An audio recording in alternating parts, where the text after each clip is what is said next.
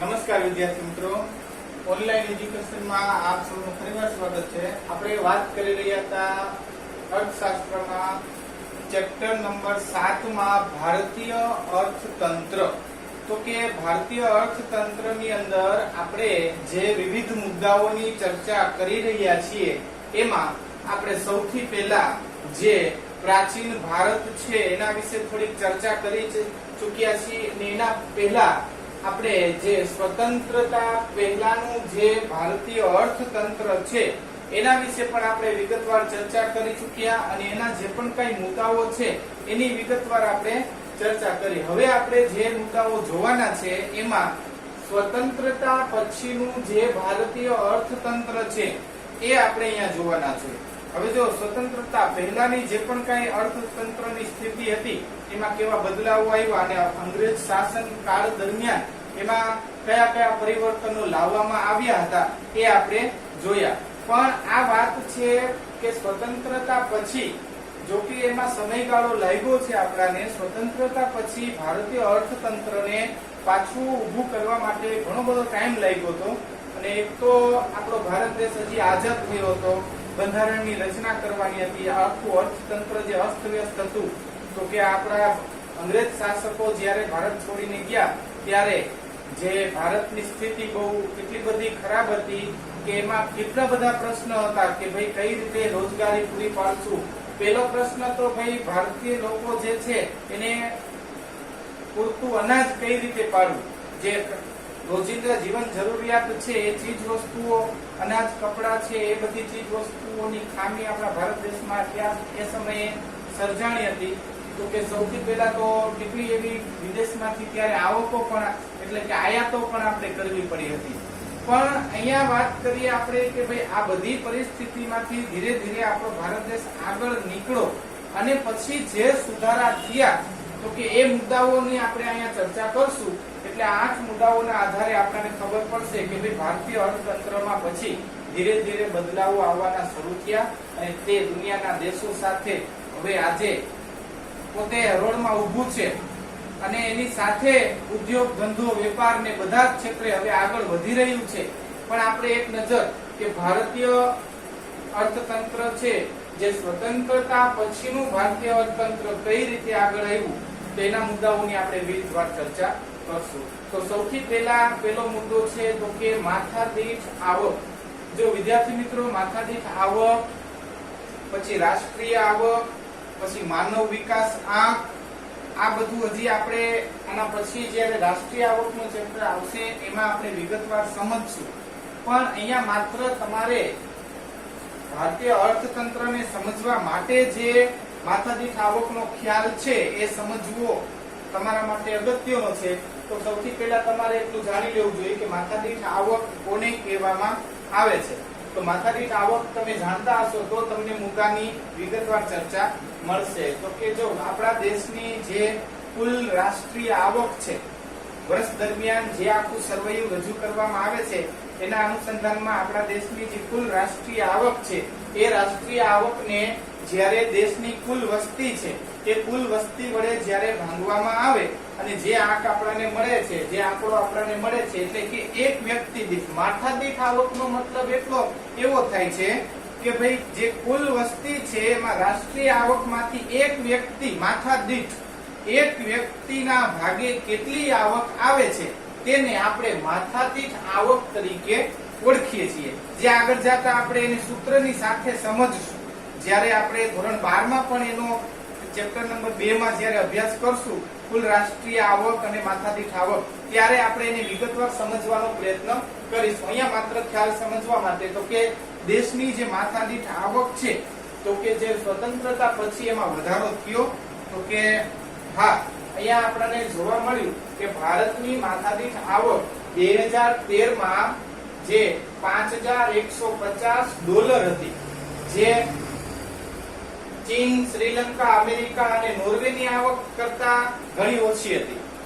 એ છે કે ભાઈ જો દુનિયાના બધા જ જે દેશો છે એ સમયે એ લોકો આમાં એવું નથી આપણો ભારત દેશ એક જ છે ને અંગ્રેજો અને બીજા બધા શાસકોના ભોગ બન્યા હતા, પણ આપણી સાથે ભારતની સાથે ઘણા બધા એવા દેશો હતા કે જે છે અંગ્રેજોની શાસકોનો ભોગ બની ચૂક્યા હતા. આ બધા જ દેશો છે એને પોતપોતાની રીતે જે આઝાદી મળી હતી અને આઝાદીની લડતમાંથી તે લોકો બહાર નીકળ્યા અને પછી બધા જ દેશોને પોતપોતાની રીતે પોતાનું અર્થતંત્ર છે એ પાછું હતું એવું ને એવું કરવા માટેના પ્રયત્નો ચાલુ હતા.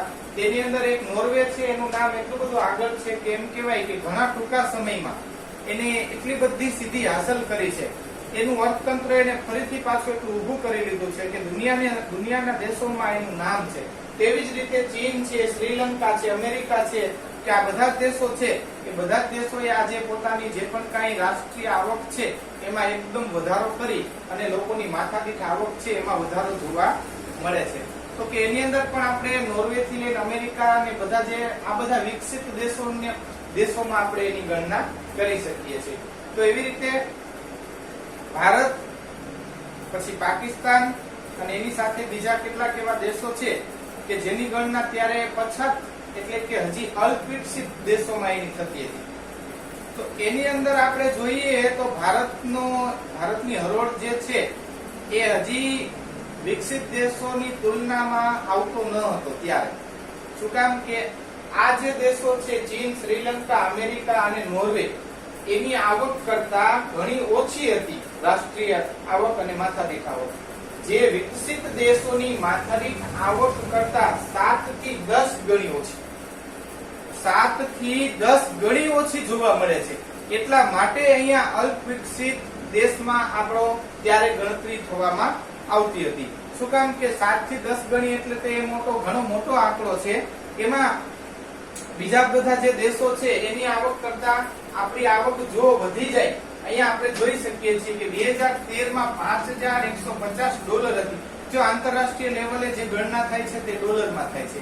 એટલા માટે ડોલર છે એ સર્વ સ્વીકૃત એટલે કે વિશ્વના જે પણ કાંઈ દેશો છે એ પોતાની આવક જ્યારે રજૂ કરે તો કે કેવો નિયમ છે, સમખરીદ શક્તિનો નિયમ જેને કહેવામાં આવે છે, એ નિયમ પ્રમાણે એ અમેરિકાના ડોલરમાં એને પોતાની આવક વિશ્વમાં જ્યારે રજૂ કરવાનું હોય, જ્યારે વિશ્વ સંગઠનમાં બધું રજૂ કરવાનું થાય ત્યારે એ ડોલરમાં રજૂ કરવાનું હોય છે. એટલા માટે અહીંયા આંકડો જે આપેલો છે તે ડોલરનો છે. તો કે 2013 માં $5,150 આપણી માથાદીઠ આવક અહીંયા જોવા મળે છે.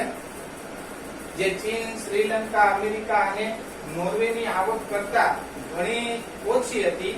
જે વિકસિત દેશોની માથાદીઠ આવકના 7 થી 10 ગણી ઓછી હતી. એટલા માટે અહીંયા આપણી માથાદીઠ આવક છે એમાં આંકડો વધ્યો છે ખરો. એના પછીના તમે આંકડો જોશો કે ભાઈ સ્વતંત્રતા પછી આપણા ભારતીય અર્થતંત્રની માથાદીઠ આવક છે એમાં વધારો પણ થયો છે, પણ એ ધીરે ધીરે એમાં સુધારો થયો છે. પણ છતાંય આપણે દુનિયાના જે દેશો છે એની હરોળમાં હજી આપણે આગળ વધી શક્યા નથી. આપણી હજી અલ્પવિકસિત જે પાકિસ્તાન કે જે બાંગ્લાદેશ કે એવા દેશો છે એની હારમાં આપણી હજી ગણતરી થાય છે. એટલા માટે માથાદીઠ આવકમાં નોંધપાત્ર વધારો જોવા મળ્યો નથી. આ ભારતીય અર્થતંત્ર જે સ્વતંત્રતા પછીના બદલાવો છે. ખેતીની વાત કરીએ, બીજો મુદ્દો છે તો કે ખેતી.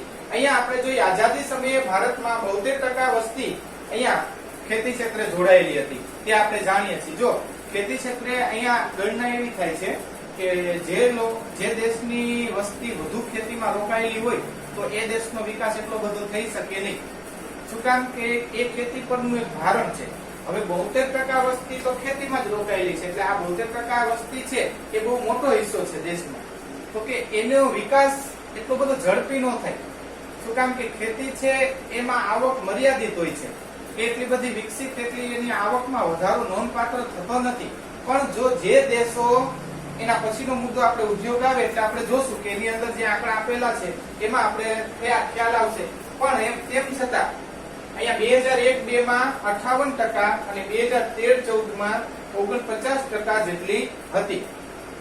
જો પેલા 72% હતી એટલે કે હવે સુધારો થયો. જેમ વસ્તી ઘટી એમ આપણે સુધારો ગણી શકીએ છીએ. શું કામ કે ખેતી ક્ષેત્રમાંથી લોકો ઉદ્યોગ ધંધામાં પ્રવેશ કરે એટલે એનો વિકાસ થાય. તો અહીંયા એ આંકડો આપણે જોઈ શકીએ છીએ કે 2001-2 માં 58% થઈ, એટલે કે હવે 72 માંથી 58% થયું. એટલે હવે જે બીજા લોકો છે એને કંઈક નવો કામ ધંધો મળ્યો.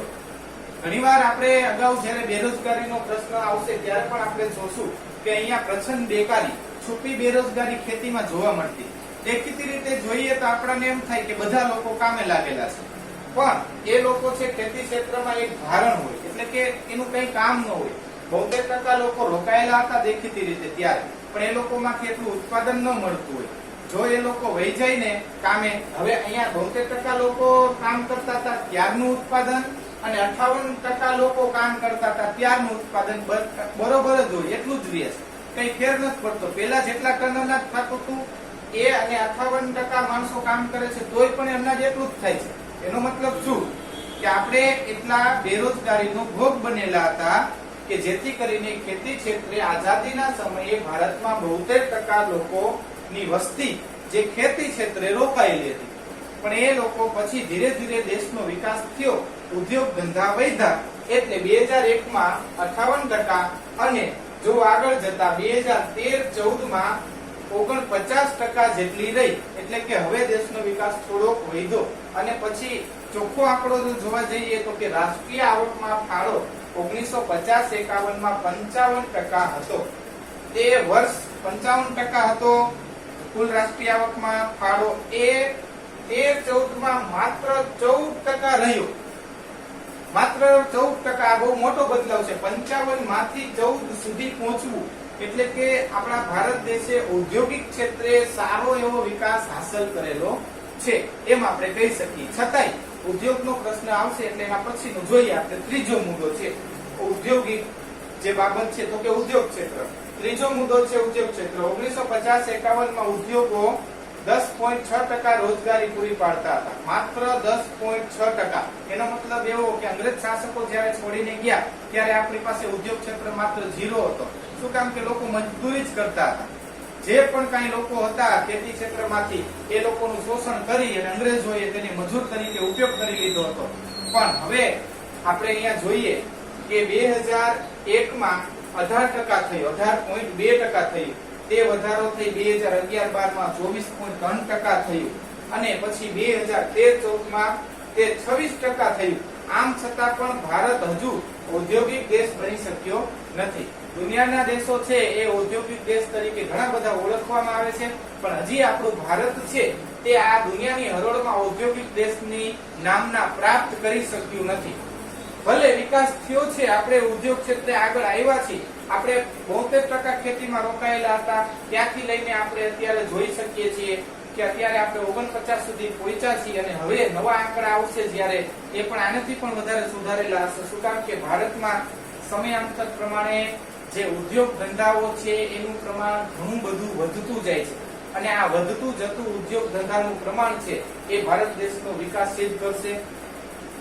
જે દેશના ઉદ્યોગ ધંધા વધુ ગતિશીલ હશે એ દેશનો વિકસિત દેશની તુલનામાં એનું નામ બહુ ઝડપી આવશે. શું કામ કે ઔદ્યોગિક ક્ષેત્રની જે રોજગારી પણ સારી હોય છે અને વિદેશમાં આપણે જો આપણી વસ્તુઓનો નિકાલ કરીએ તો એ નિકાલથી આપણે સારો એવો નફો કમાવી શકતા હોઈએ છીએ. પણ હજી એવી અમુક ચીજ વસ્તુઓ છે જે આપણે વિદેશમાંથી મંગાવવી પડે છે, એટલે આપણે હજી પૂર્ણપણે આમ છતાં ભારત હજુ ઔદ્યોગિક દેશ બની શક્યો નથી. આ 3 મુદ્દા આપણે જોયા: માથાદીઠ આવક, ખેતી અને ઉદ્યોગ ક્ષેત્ર. હવે આપણે ચોથો મુદ્દો છે જે આપણે સેવા ક્ષેત્ર જોઈએ. તો કે જે પણ કઈ સેવા ક્ષેત્રો છે આવેલી છે, સેવાની અંદર બેન્કિંગ, વીમા કંપનીઓથી લઈને વિવિધ પ્રકારના જે સેવાઓ છે એ બધાનો સમાવેશ આપણે આમાં કરી શકીએ છીએ. તો અહીંયા આપણે જોઈએ ઈસવીસન 1951માં ભારતના સેવા ક્ષેત્રનો કુલ રોજગારીમાં 17.3% ફાળો હતો, જે વર્ષ 2001માં 25.2% થયો અને 2011-12માં તે 27%. આમ જ રાષ્ટ્રીય આવકમાં પણ 2014-15માં વધીને 52.7% થયો છે, જે અભૂતપૂર્વ વિકાસ કર્યો છે. તો કે સેવા ક્ષેત્રનો વિકાસ આપણા ભારતીય અર્થતંત્રમાં ઘણો જોવા મળ્યો છે. આપણે જોઈએ છીએ કે જ્યારે બેંકોની સેવાઓ વધી છે, વીમા કંપનીઓ વધી છે, વિવિધ એવી બીજી બધી જે સેવાઓ છે એમાં નોંધપાત્ર વધારો થતો આપણે જોવા મળ્યો છે. આ બધી જ સેવાઓ અહીંયા 1951 થી લઈ અને અહીંયા 2014-15 ના આંકડા સુધી આપણે જોઈએ તો કે 52.7% તો રાષ્ટ્રીય આવકમાં ફાળો છે અને રોજગારી ક્ષેત્રે પણ સારો 27% અહીંયા આપણે રોજગારી 11-12માં જોઈ શકીએ છીએ અને નવા આંકડા તો હજી એનાથી પણ વધેલા હશે. તો કે અહીંયા સેવા ક્ષેત્ર છે એનો સારો એવો વિકાસ થયો છે. ભારતીય અર્થતંત્રમાં આપણે એને નોંધપાત્ર એક એવો અભૂતપૂર્વ વિકાસમાં આપણે એની ગણના કરી શકીએ છીએ. અને હજી પણ સેવા ક્ષેત્ર છે એનો બહુ સારો એવો વિકાસ આપણે અહીંયા હાથ ધરી રહ્યા છીએ. હવે એના પછી છે વસ્તી. વસ્તી છે એ અગત્યનો મુદ્દો લેવામાં આવે છે. આપણે ધોરણ 12 ના પાઠ્યપુસ્તકમાં જ્યારે એના વિગતવાર અભ્યાસ કરશું ત્યારે આપણને સારી એવી માહિતી એમાંથી મળશે. પણ અહીંયા માત્ર એ સમયના અર્થતંત્રને સમજવા માટે અહીંયા વસ્તી છે એને એ મુદ્દો અહીંયા આપવો ખૂબ અગત્યનો છે. એટલા માટે આપ્યો છે કે વર્ષ 1901 માં ભારતની વસ્તી કેટલી હતી. આપણે ખબર છે કે દર 10 વર્ષે અહીંયા વસ્તી ગણતરી કરવામાં આવે છે. 10 વર્ષના સમયગાળા દરમિયાન જે વસ્તી વધારો થયો હોય છે એનો આંકડો આપણને જોવા મળે છે. તો કે 1901 માં એ આંકડો બહાર પડ્યો હશે ત્યારે આપણને જાણવા થયું કે ભારતની વસ્તી 23.84 કરોડ હતી. આ 1901 નો આંકડો છે, જેમાં વધારો થઈ વર્ષ 1951 માં તે 36.1 કરોડ થઈ અને તેમાં ઝડપી વધારો થતો આપણે જોવા મળ્યો છે. ભારતની વસ્તીમાં વધારો થયો છે એ દુનિયાના બધા દેશો કરતા ખૂબ જ વધારે થયો છે. એટલે જ આજે આપણે વસ્તીમાં ભારતનો બીજો ક્રમ છે. પણ દુનિયાના દેશોની જે ગણના છે એ ગણના પ્રમાણે એવું કહેવામાં આવ્યું છે કે કદાચ ભારત છે એ અમુક સમયગાળા દરમિયાન દુનિયાના નંબર 1 એટલે કે પહેલા ક્રમે આવી જશે. જે દુનિયાની વસ્તીનું જે પ્રમાણ છે તેમાં આજે ચીન પહેલા નંબરે છે અને ભારત છે એ બીજા ક્રમે આવે છે. ઝડપી વધારો થઈ રહ્યો છે. વર્ષ 2001 માં ભારતની વસ્તી 102 કરોડ થઈ.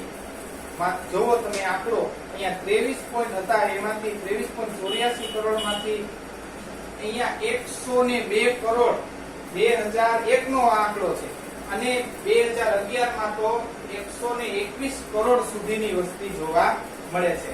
એટલે ભારત છે એમાં વસ્તી વધારો ખૂબ જ વધી રહ્યો છે. આ ભારત માટે એક ગંભીર પ્રશ્ન છે અને જેને આપણે વસ્તી વિસ્ફોટ તરીકે ઓળખીએ છીએ એ સમસ્યા ટૂંક સમયમાં આપણા ભારતમાં પણ એ અસ્તિત્વમાં આવી શકે છે. શું કામ કે જે રહેવાની જગ્યા છે, જે ક્ષેત્રફળ છે, એ ક્ષેત્રફળ દીઠ જેટલી વસ્તી હોવી જોઈએ એટલે વસ્તી ગીચતા તરીકે એને ઓળખવામાં આવે છે. એ વસ્તી ગીચતા કેટલી છે એના અનુસંધાને એ વસ્તી વિસ્ફોટ બહાર પાડવામાં આવે છે અને લોકોની જે સુવિધાઓ છે એના આધારે.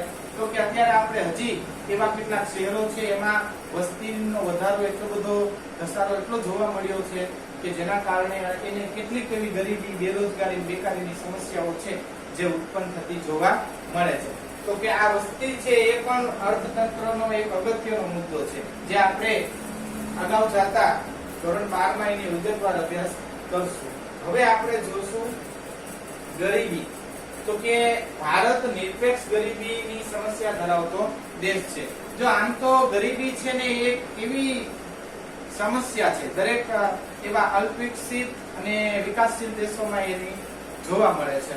પણ ગરીબીની ટોટલ એવી કોઈ પરફેક્ટ વ્યાખ્યા આપવી અઘરી છે.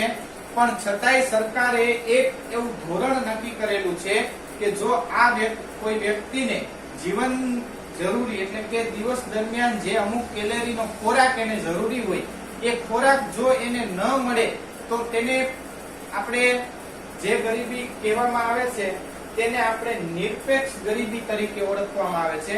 તો કે નિરપેક્ષ ગરીબી તરીકે એનો સમાવેશ કરવામાં આવ્યો છે. બે પ્રકારના ગરીબીના પ્રકાર છે એમાં સાપેક્ષ ગરીબી અને નિરપેક્ષ ગરીબી. તો નિરપેક્ષ ગરીબીની અંદર જે જીવન ધોરણ ગરીબી રેખા છે એ ગરીબી રેખાને આધારે જે ગરીબી જોવામાં આવે છે તેને આપણે ભારતમાં સૌથી વધુ જોવા મળે છે. શું કામ કે હજી પણ આપણા ભારત દેશમાં કુપોષણનો શિકાર બને છે બાળકો, કેટલીક ગર્ભવતી મહિલાઓ છે તેમાં અને ભૂખમરો આવી કેટલીક જે સમસ્યાઓ છે એ આપણા ભારતમાં હજુ જોવા મળે છે. એનો મતલબ એ કે ભારતમાં નિરપેક્ષ ગરીબીનું પ્રમાણ હજુ છે. એટલો બધો સુધારો આપણે લાવી શક્યા નથી. એટલે ભલે અનાજ ઉત્પાદનમાં આપણે મહારત હાંસલ કરી છે પણ આપણે ગરીબીને દુનિયાના બીજા દેશોની જેમ બિલકુલ નિરપેક્ષ કરવા માટે, એકદમ સાફ કરવા માટે આપણે એને હજી આગળ આવી શક્યા નથી. એટલે લોકોની સુખ સુવિધાઓ છે અને જે જીવન ધોરણ છે એ જીવન ધોરણના આધારે ગરીબી છે એ નાબૂદ થઈ શકે છે.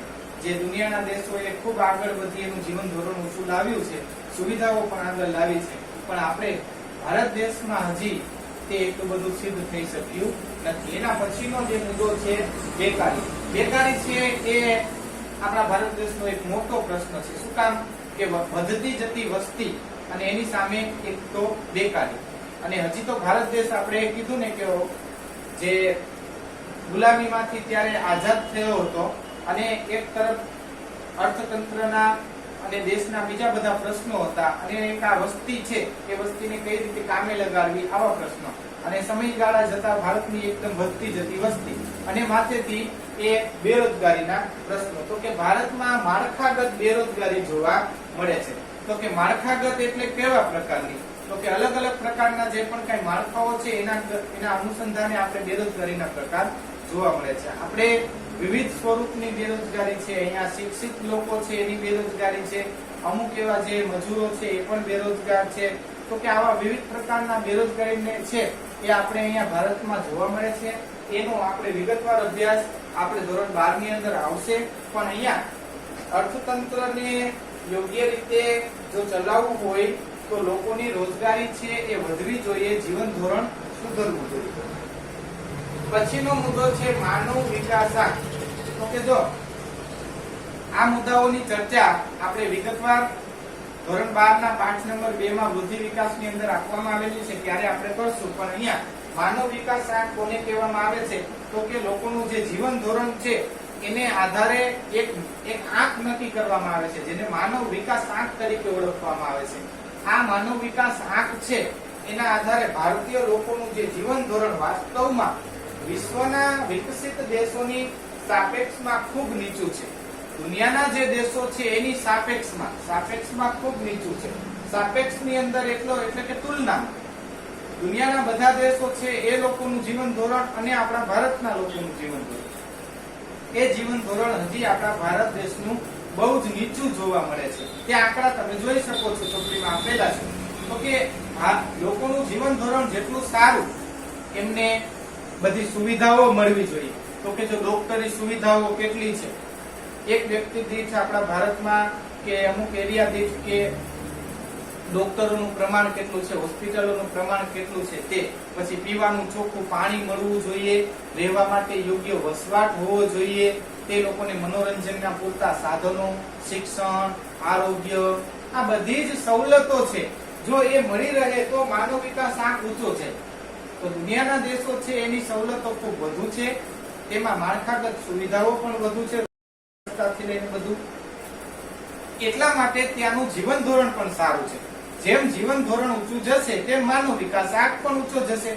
તો એટલે ભારત દેશનો માનવ વિકાસ આંક છે તે વિશ્વના વિકસિત દેશોની સાપેક્ષમાં ખૂબ જ નીચો છે. એટલે અહીંયા હજી આપણો ભારત દેશ દુનિયાના દેશોની સાથે એની હરોળમાં આપણું જીવન ધોરણ હજી એની સાથે સરખું કરી શક્યો નથી. એટલા માટે રાષ્ટ્રીય આવકમાં પણ વધારો થશે, માથાદીઠ આવકમાં પણ વધારો થશે અને જીવન ધોરણ ઊંચું આવશે તો જ માનવ વિકાસ આંક ઊંચો આવશે, જેથી લોકોનું જીવન ધોરણ સારું થશે. તો કે આ રીતે વિદ્યાર્થી મિત્રો આપણે ભારતીય અર્થતંત્ર છે એ ભારતીય અર્થતંત્રનું આપણે સ્વતંત્રતા પછીનું જે ભારતીય અર્થતંત્ર છે એના આ 8 મુદ્દાઓના આધારે એની વિગતવાર ચર્ચા આપેલી છે અને આપણે એનું એક ચિત્ર રજૂ થાય છે અહીંયા કે ભાઈ સ્વતંત્રતા પછી ભારતીય અર્થતંત્રમાં સારો એવો બદલાવ આવ્યો છે, પણ હજી ક્યાંક એવી ખામીઓ પણ રહેલી છે કે જેના આધારે હજી નવા બદલાવો આવવા જોઈએ જેથી લોકોનું જીવન ધોરણ સારું બને. હવે પછીના મુદ્દાની ચર્ચા આપણે પછી જોશું. નમસ્કાર.